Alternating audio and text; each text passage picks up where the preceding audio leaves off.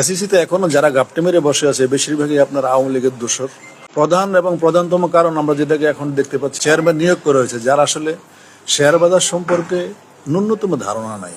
একটা বাজারকে মনিটরিং করার জন্য, একটা বাজারকে সুস্থভাবে স্বাধীনভাবে চলতে দেওয়ার জন্য যে পদক্ষেপগুলি দেওয়ার দরকার তা নিয়ে তিনি যেসব পদক্ষেপ নিচ্ছেন সবগুলি বিনিয়োগকারীদের ধ্বংসের মুখে ফেলে দিয়েছে। ওনাকে চাকরি দেওয়ার মতো আর কোনো জায়গা নাই। এই 30 লক্ষ বিনিয়োগকারীকে ধ্বংস করার জন্য একমাত্র এই এসিসিতেই ওনার যোগ্য স্থান।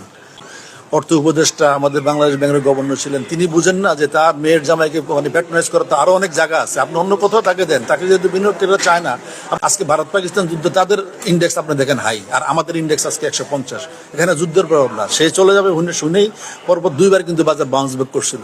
কিন্তু যখনই বিনিয়োগকারীরা দেখলো যে না এই অথর্ব লোকটা এখানে বসে আছে, আবার তার পতনের গতিতে ফিরে আসছে এবং তারাই ধারাবাহিকতায় আজকে চরম পতন হলো বাজারে। এখন তো আমরা দেখলাম যে প্রধান উপদেষ্টা যে বসতেছেন, সেখানে যারা যে 4 জনকে নমিনেট করা হয়েছে তারা সেই অর্থ উপদেষ্টা, হ্যাঁ, তারপরে আপনার এই সেই বিএসসিসি চেয়ারম্যান রাশেদ মাকসুদ, আর হচ্ছে ওনার সহকারী 3 জন। তো তারা তো এখানে একটা প্যানেল।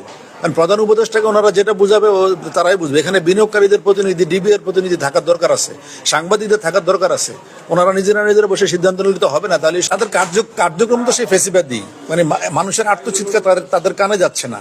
তারা যা করতেছে সেটা সম্পূর্ণ ওই মার্কেটের জন্য মানে একটা প্রতিকূল। আতঙ্কিত মানুষ এখন এখান থেকে বাজার ছেড়ে মানে চলে যাচ্ছে। জরিমানা কোথায় আসছে? জরিমানা 1 টাকা উসুল করতে পারছেও নি।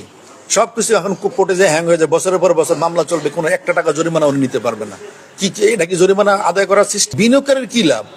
সেটা উচিত হলো কোম্পানির চেয়ারম্যান এমডিকে ধরে তাদেরকে জেল দিবে, তাদের জরিমানা করবে। সেটা একটা যে কোম্পানি যে জেড গ্রুপে মানে যখন আপনি পোস্টিং দিবেন জেড গ্রুপে, তখন তা লস হলে বিনিয়োগকারীরা, কোম্পানিতে কিছু না। তার কোম্পানি জেড গ্রুপে আসে না, এই গ্রুপে আসে না, বি গ্রুপে, এটা তো তার হেডেক না।